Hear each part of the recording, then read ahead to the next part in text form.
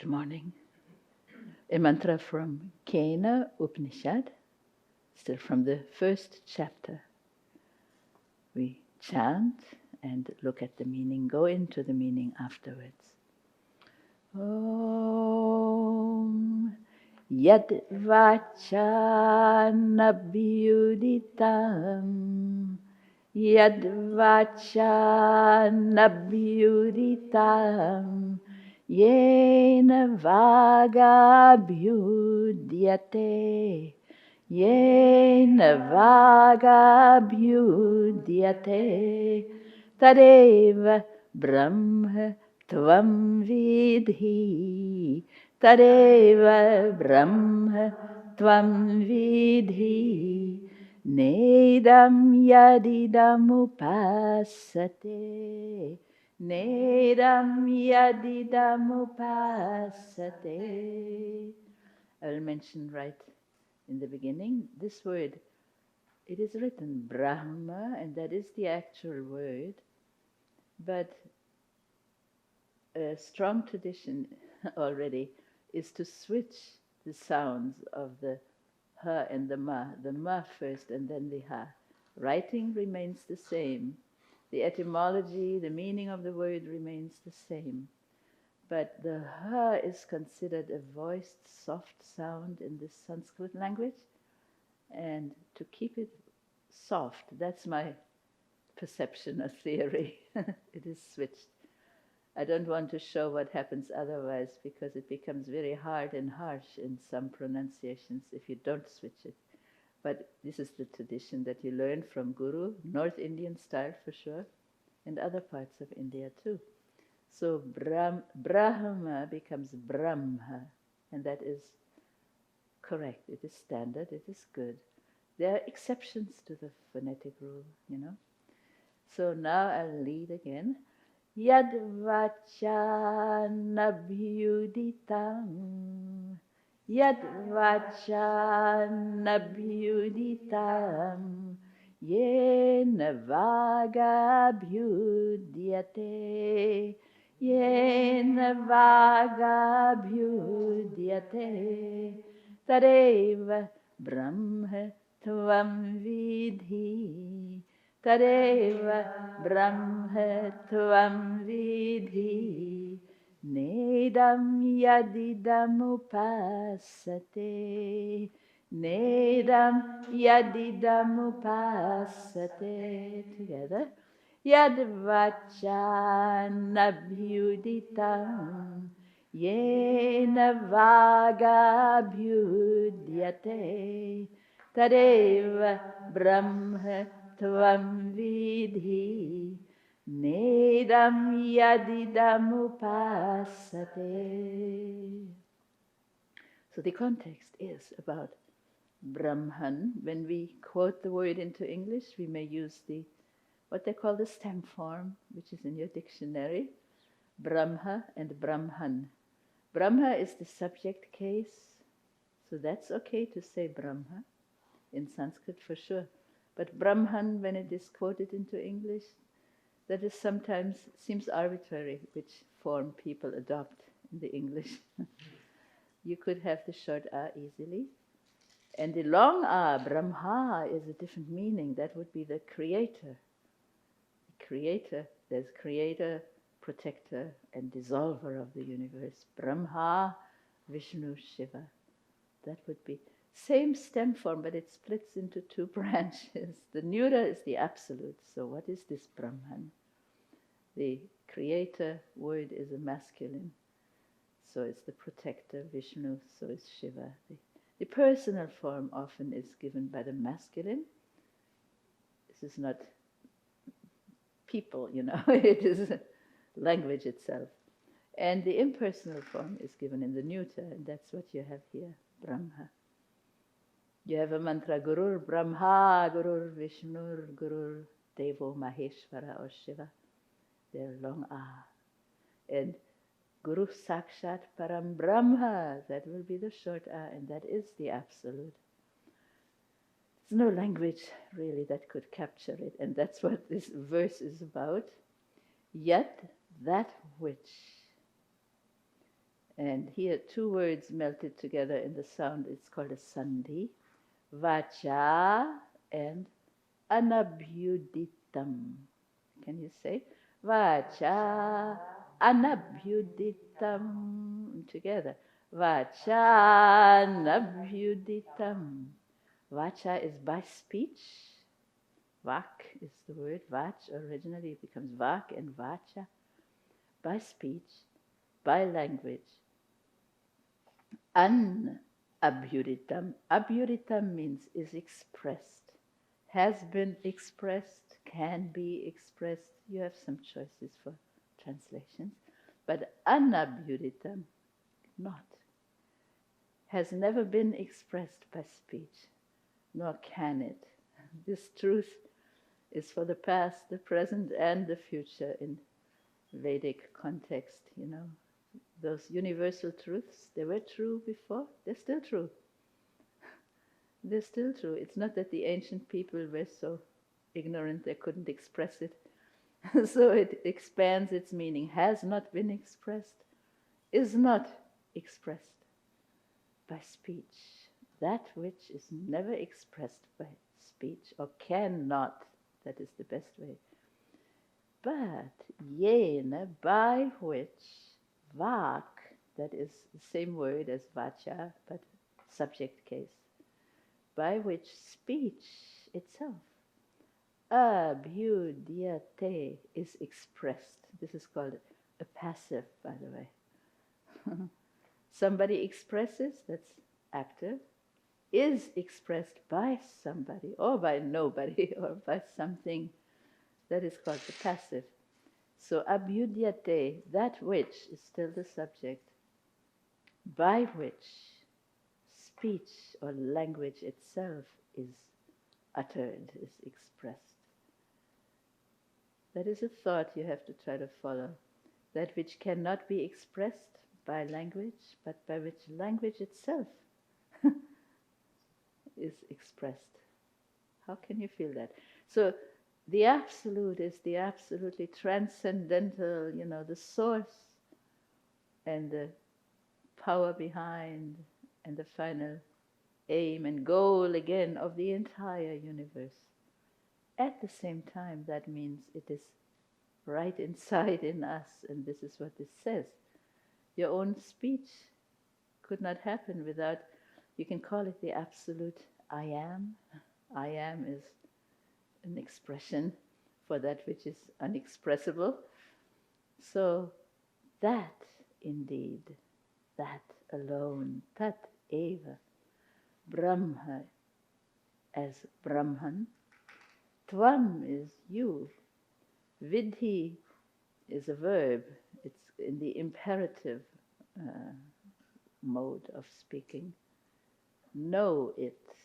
Go ahead, find out. Know it for yourself.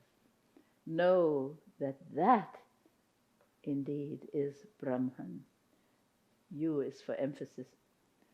Na idam, not this, that made a sandhi, nedam, na idam, say na idam, nedam, nedam. Not this. Yad idam, again the idam, which this, now in English we may not speak like that, not this, which this, not this which, upasate, upasate, they worship. They means people in general worship. And this idam means this here. There's another word, that, which is adah, or tat. Not this which people worship here in our society, in our world. That, know that to be Brahman, the supreme consciousness, the absolute. Not what people worship here. This is from ancient times. What might have been going on in society to talk like that? The confusion was already then, right? People start worshipping all kinds of forces. They start calling God all kinds of levels and planes of being or beings, you know, worship is involved with religion. It's a beautiful thing. Upasate, this is the word. As is to sit and upa is near. Something that you revere and love, or somebody that you feel close to. You want to be closer and closer and closer. It becomes a serving and a worship. It means to serve and to worship, to sit near. And ultimately the mind is the student and the soul, pure consciousness inside, is the teacher, inner student. If the mind is always out somewhere in the universe, never coming near, never sitting down and being still and feeling and listening to the teacher, then there's no transfer of knowledge, there's no experience. So upas, the word for worship, means to sit near. You have to come near and be still and listen to the inner teacher. That is ultimately the meaning of everything. Yes, there's outer teacher, and there's all of us people. We also, if we want to learn something, we have to stop wandering with our mind and come and sit near, listen. Na idam yadidam upasati. Meanwhile, it just means to worship. It is not, the truth is not what people worship here. What do people worship? Either God, or money, or beauty, or fame, or name it. Even God's for the purpose of health and wealth and love and prosperity, everything. That's why and what people worship. Much of it may be unconscious, you know. We feel we are very religious. Some people make a big claim, but there is some motive. All of this might have been going on in these prehistoric, I want to say, times. Why would they have to have a statement like this? God, the Supreme Consciousness, is inexpressible by language. But you could not speak a single word without the power behind it. So pure spirit enables energy to do everything, including our own speech. This is in a context of several verses that say the same thing about the eye and the vision and the hearing and the prana itself, the life force, that which energizes your very life, which is not made alive by your life force, but that which makes it alive. But here it is not expressed by speech, but that which makes you able to express yourself.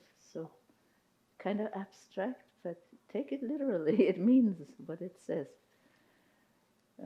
Let's chant it again. Om Yadvacha Nabhyuditam Yena Vaga Bhyudyate Tadeva Brahma Tvam Vidhi Nedam Yadidam Upasate. Yadvacha Nabhyuditam Yadvacha nabhyuditam yena vaga bhyudyate yena vaga bhyudyate tadeva brahma tvam vidhi tadeva brahma tvam vidhi nedam yadidam upasate Nedam yadidam upasate. I'll show again. That which cannot be expressed by speech or language, but by which, or due, with the help of which, speech itself is expressed. That indeed, know that as Brahman, the supreme reality, supreme existence, supreme consciousness, the absolute. Not this which people worship here. So no harm in worshipping according to your understanding and capacity, but make sure worship does not become source of conflict. I worship this way, you worship that way, you must worship my way, otherwise you're no good. That is, we don't even want to talk about it. It changes the vibration. That is not right. So it makes it clear from the very beginning. These teachings are about that which cannot be expressed. So if from the beginning you understand, then you take language as a pointer only, as a helpful pointer. Okay, try to feel it. Try to feel that. Tadeva Brahmatvam Vidhi. Once more, that Brahman is the source from which infinite universes emerge, by which they're all sustained in the past, present, future, here, there, everywhere, into which everything returns at the end of the cycle, in which everything takes rest. And they say symbolically, the resting time or night of the Creator, they call it, is as long as the manifestation when the universe is happening, like your day and your night, like equinox. Maybe a symbolic statement. Who has counted the eons? Who has they have descriptions. You know. So that into which everything returns and takes rest, and then, of course, from which everything comes out again, by which everything is sustained, into which everything goes back, in which everything takes rest, from which everything new and everything same. Like your next moment, everything new and something is always the same. So that is Brahman. How do you, it becomes silly to try to capture it in a concept. But you're asked to feel, to become silent and to feel inside what is our own source inside. One more chanting. Om yadvachanabhyuditam yena vagabhyudyate tadeva brahmatvam vidhi nedam yadidamupasate nedam yadidamupasate. From Kena Upanishad. Om Shanti, Shanti, Shanti. Om